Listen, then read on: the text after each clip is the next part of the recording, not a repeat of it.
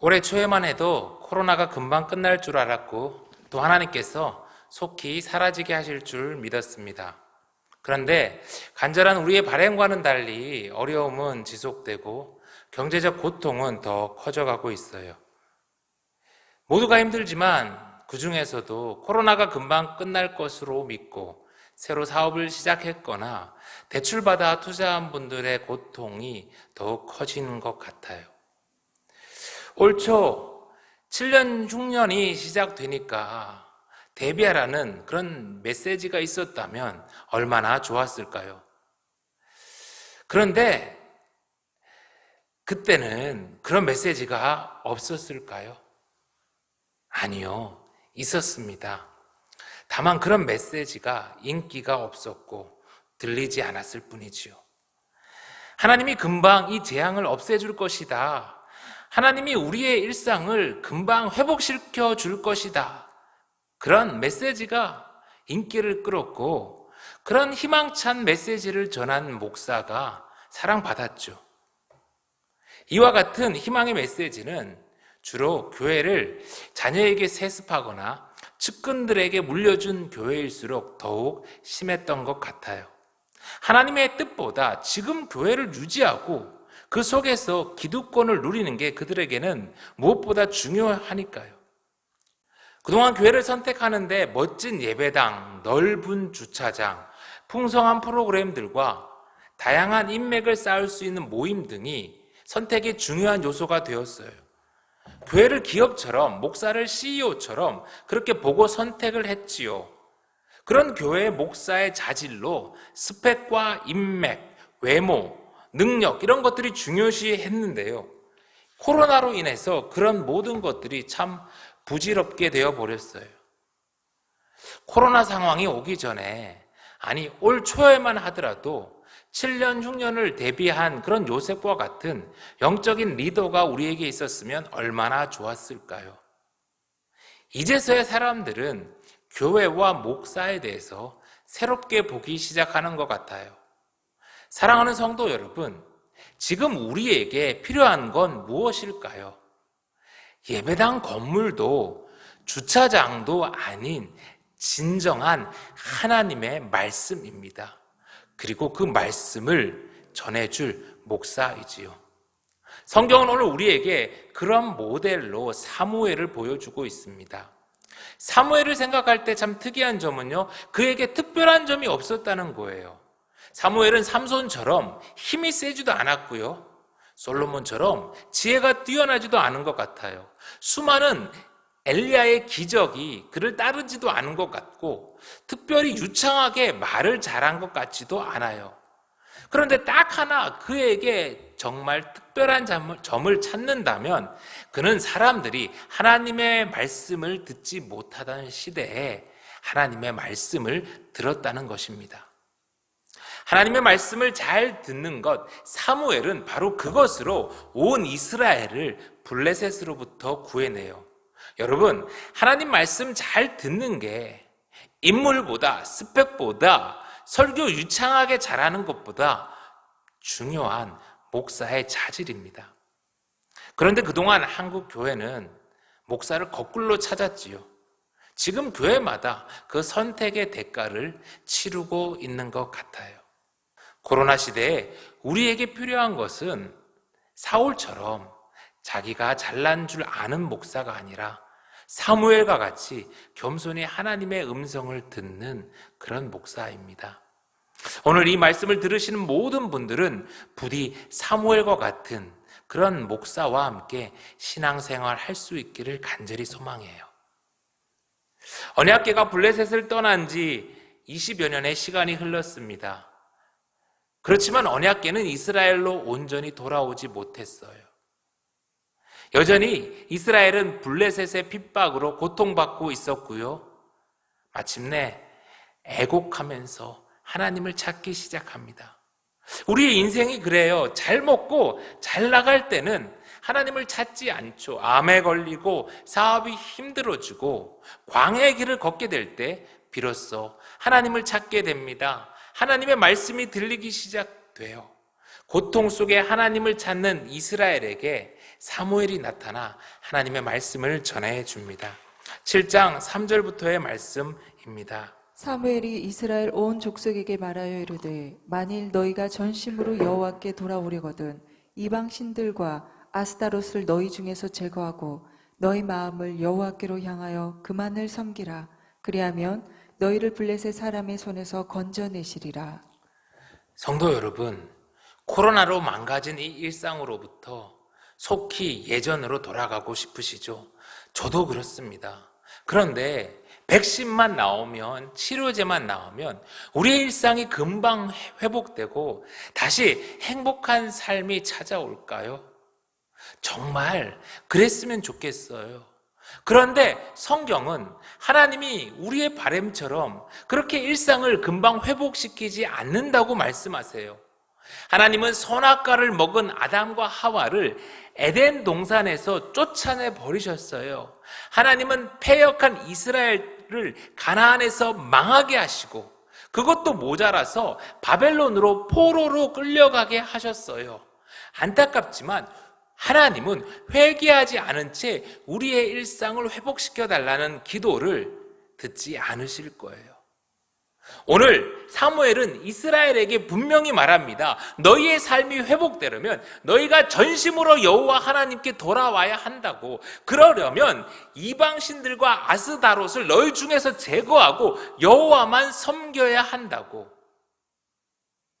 바알은 비의 시, 농사의 신이고 아스다롯은 바알의 배우자로 풍요와 다산의 여신이었어요. 가나안 땅에는 바알과 이 아스다롯 신앙이 뿌리 깊게 자리 잡고 있었어요. 가나안 땅 사람들은 그들의 농사를 좌우하는 비가 이 바알과 아스다롯에 의해서 결정된다고 믿었어요. 하늘에서 이 바알과 아스다롯이 부부 행위를 하면 그 결과로 이 땅에 비가 온다고 믿었어요. 그런데 하늘의 신들이 위에서 부부 행위를 잘 하지 않으니까 이 땅에다가 신전을 지어놓고 그곳에 창기를 두었어요. 제사를 지내러 오는 사람들과 집단 성관계를 하게 하므로 하늘에 있는 신들이 그것을 보고 흥분해서 그들도 부부 관계를 하게 하고 그 결과 하늘에서 비가 내리게 된다는 것이 그들의 신앙이자 그들의 예배였어요.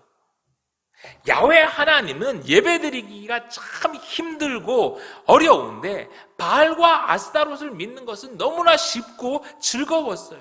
쾌락도 누리고 또 때에 맞는 그런 비가 와서 풍요도 누리니 이스라엘 사람들은 이 바알과 아스타롯을 버리지 못했어요.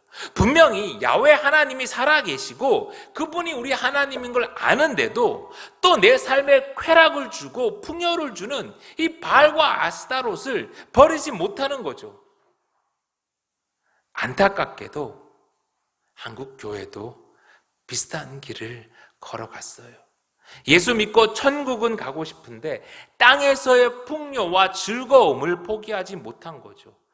죽은 뒤에 천국보다 이 땅에서의 돈과 즐거움이 더 소중한 거죠. 어느 틈엔가 우리에게도 바알과 아스타롯이 마음 깊이 자리 잡아버렸어요. 오늘 성경은 우리에게 마음 깊숙이 있는 바알과 아스타롯을 제거하라고 말씀하세요. 그래야 우리의 삶이 정말로 회복될 거예요. 백신이 치료제가 해결해 주는 것이 아니라 진정한 회개가 우리의 삶을 회복시켜 줄 거예요. 아멘. 하나님 무서운 줄 모르고 바벨탑을 쌓아가는 인간들에게 성경은 회개를 촉구하세요. 7장 5절 6절의 말씀입니다. 사무엘이 이르되 온 이스라엘은 미스바로 모이라. 내가 너희를 위하여 여호와께 기도하리라 하매 그들이 미스바에 모여 물을 길어 여호와 앞에 붓고 그날 종일 금식하고 거기에서 이르되 우리가 여호와께 범죄하였나이다 하니라. 사무엘이 미스바에서 이스라엘 자손을 다스리니라. 사무엘은 온 이스라엘을 미스바로 모았어요. 거기에서 온 이스라엘이 물을 길어서 여호와 앞에 붓고 종일 금식하고 자신들의 죄를 자복했어요. 코로나 이후에 한국 교회가 이 어려움을 극복하기 위해서 다양한 대안과 돌파구를 찾고 있습니다. 세미나도 열고요, 컨설팅도 받고 그래요. 그러나 여러분, 정작 교회가 해야 할 일이 무엇일까요? 바로 오늘 말씀처럼 하나님 앞에 우리의 마음을 쏟고 금식하고 죄를 자복하는 겁니다. 그런데 오늘 교회는 그렇게 하고 있습니까? 금방 이 위기가 지나간다. 우리는 이 위기를 곧 극복할 수 있을 것이다. 그러면서 이 모든 고통의 원인을 끊임없이 외부에서 찾고 있어요. 부끄러움은 모른 채 자신들의 기득권을 지키기 위해서 온갖 핑계를 다 댑니다. 돈과 권력을 사랑했던 죄를 회개하기는커녕 도리어 잘못을 지적하는 이들에게 온갖 빨간 딱지를 붙여대고 심지어는 죽이려 들죠. 예수님 때도 그랬어요. 예루살렘 성전과 그 율법을 중심으로 자신들의 기득권을 지키기 위해서 대제사장과 종교 지도자들은 하나가 되어서 예수님을 십자가에 못 박습니다. 그리고 이를 위해서 군중들을 이용하죠. 여러분, 시대가 악해요. 타락한 종교인들에게 속아 그때 그 군중들처럼 예수님을 십자가에 못 박는데 앞장서는 그런 군중들이 되지 않기를, 깨어서 분별하시기를 간절히 소망합니다. 이스라엘 백성들은 자신들의 죄를 다 쏟았어요. 물 쏟듯 쏟고 자복했어요. 진짜로 회개했어요. 사무엘이 미스바에서 이스라엘 자손을 다스렸다라고 해요. 이스라엘은 사무엘의 리더십에 순종하며 그들의 삶에서 바알과 아스다롯을 제거하고 진심으로 회개한 거예요. 사랑하는 성도 여러분, 우리의 삶에도 이런 변화가 있기를 소망합니다. 그러면 반드시 하나님이 우리를 도우실 거예요. 아멘. 온 이스라엘이 사무엘의 다스림을 받으면서 이스라엘이 하나님께 돌아오자 어떤 일이 일어납니까? 7절입니다. 이스라엘 자손이 미스바에 모였다함을 블레셋 사람들이 듣고 그들의 방백들이 이스라엘을 치러 올라온지라. 이스라엘 자손들이 듣고 블레셋 사람들을 두려워하여. 뭐 좀 해보려고 할 때 하나님이 바로 도와주시면 좋겠는데, 신앙생활 한번 제대로 해보려 하면 꼭 시험이 옵니다. 평소에는 별일 없다가 예수님의 제자로 살아보려고 하면 온갖 사단의 방해가 시작되죠. 온 이스라엘 백성들이 미스바에 모였다는 이야기를 들은 블레셋 사람들이 옳거니 잘 되었구나, 이 기회에 이스라엘을 다 쓸어버리자며 한꺼번에 중무장해서 몰려옵니다. 잘 훈련된 무장한 블레셋의 공격에 아무런 준비도 없이 그저 회개하러 모였던 이스라엘은 얼마나 놀랐겠어요. 20년 전에는 언약궤를 세우고 블레셋을 향하여 당당히 나갔음에도 불구하고 비참하게 깨졌잖아요. 그런데 이번에는 준비도 안 됐는데 무장한 블레셋이 쳐들어오니 이스라엘은 정말 놀랐을 것입니다. 그러나 이번에 이스라엘은 달랐어요. 8절의 말씀입니다. 이스라엘 자손이 사무엘에게 이르되 당신은 우리를 위하여 우리 하나님 여호와께 쉬지 말고 부르짖어 우리를 블레셋 사람들의 손에서 구원하시게 하소서 하니. 마침내 이스라엘은 구원이 언약궤가 아니라 자신들의 능력이 아니라 야훼 하나님께 있음을 깨달은 것입니다. 하나님께 부르짖을 때 살 길이 있다는 것을 안 것입니다. 사랑하는 성도 여러분, 살 길이 어디 있다고요? 야훼 하나님, 오직 하나님께 부르짖을 때 살 길이 열립니다. 그때 사무엘이 어떻게 합니까? 9절의 말씀, 사무엘이 전 먹는 어린 양 하나를 가져다가 온전한 번제를 여호와께 드리고 이스라엘을 위하여 여호와께 부르짖음에 여호와께서 응답하셨더라. 이스라엘도 부르짖고 사무엘도 부르짖자 하나님이 응답하십니다. 여러분, 그런데 사무엘이 부르짖기 전에 무엇을 하나요? 번제를 드립니다. 그것도 온전한 번제를. 번제가 무엇입니까? 레위기에서 가르쳐준 가장 기본이 되는 제사의 방법이에요. 황소의 피를 다 뽑아다가 뼈와 살을 이렇게 각을 내서 분리해내서 그 다음 모든 것을 하나님께 다 온전히 불로 태워드리는 그런 제사예요. 화목제는 제물의 고기를 이웃과 서로 나눠 먹을 수라도 있는데, 번제는 수고는 엄청나게 하는데 그 귀한 고기를 다 먹지 못하고 불로 태워드리는 거예요. 제사를 드리는 인간은 아무것도 누리지 못하는, 모두 다 하나님께 드리는 제사예요. 사무엘은 부르짖기 전에 온전한 번제를 드리고 있어요. 성도 여러분, 예배가 온전히 드려져야 우리의 부르짖음이 하나님께 상달됩니다. 하나님이 우리의 일상을 회복시켜 주세요. 그런데 오늘 우리의 예배를 한번 돌아보세요. 그동안 예배는 누구를 위해서 드려졌나요? 하나님을 위해서였나요? 아니면 예배에 참석한 회중을 위해서였나요? 그동안 많은 교회에서 회중이 예배의 평가 기준이 되었어요. 회중의 만족이 예배의 잣대가 되었어요. 목사와 찬양팀, 찬양대가 열심히 진행하면 회중은 관중이 되어서 그 예배를 보았어요. 잘 진행되는 예배를 보면서 오늘 예배 잘 드린다고 만족을 얻고 은혜 받았다고 돌아갔어요. 그리고는 그저 다시 일상으로 돌아간 거예요. 여러분, 예배를 드린 것입니까? 예배를 본 것입니까? 그날 내가 잘 보고 온 예배를 과연 하나님이 받으셨을까요? 여러분, 예배는 목사가 드리는 게 아닙니다. 회중은 관중이 아니에요. 목사는 운동장에서 뛰는 선수들을 위한 코치이고요. 예배라는 이 운동장에서 정작 뛰어야 할 선수는 바로 회중 전체입니다.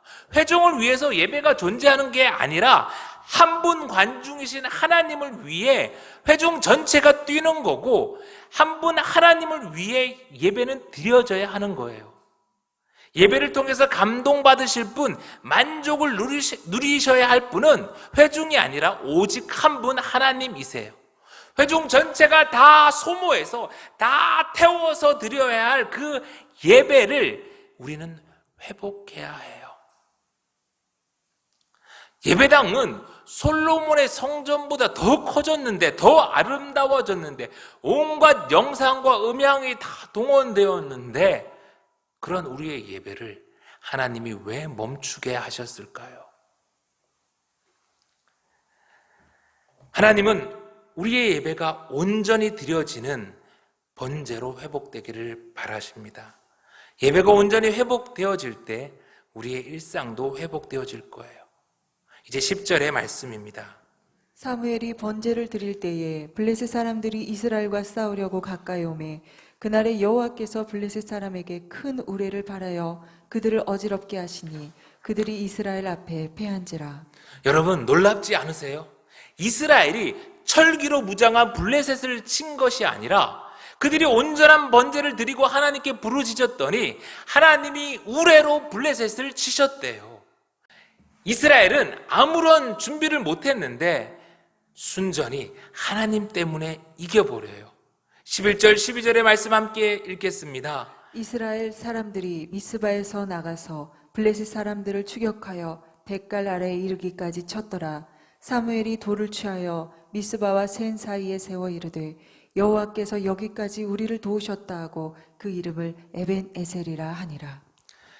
20년 전 이 에벤에셀은 이스라엘이 블레셋에게 대패하고 언약궤마저 빼앗긴 치욕의 자리였어요.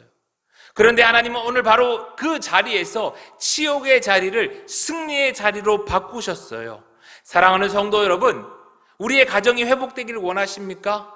여러분의 직장이 회복되기를 원하십니까? 여러분의 교회가 회복되기를 원하십니까? 그렇다면 오늘 말씀대로 순종하세요. 그러면 에벤에셀의 하나님이 저와 여러분을 도우실 것입니다. 코로나 상황 속에서 누구보다 안타까워하시는 이는 바로 우리 하나님이세요. 하나님은 지금도 우리를 도우시려고 우리가 회개하고 돌아오기를 간절히 기다리십니다. 아멘.